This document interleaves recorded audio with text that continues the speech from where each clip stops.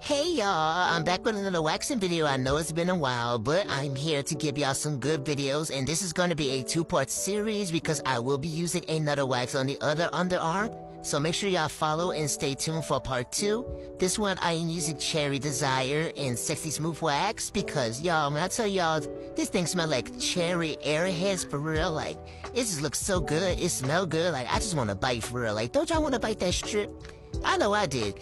But anyways, let's look at the first pull. Look at all them hairs that's picked up. It may look like she ain't got no hair left.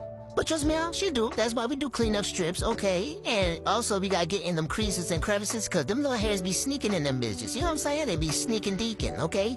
But here we go. Y'all see them extra hairs that pull up, and I always just do security strip just to make sure you get the little stragglers too, the little stubborn ones, you know? But this is a quick wax. I love this wax, and this is already a cheap wax as it is, so you might as well go ahead and cop that for real. But stay tuned for part 2 and using the other wax, but other than that, that's it.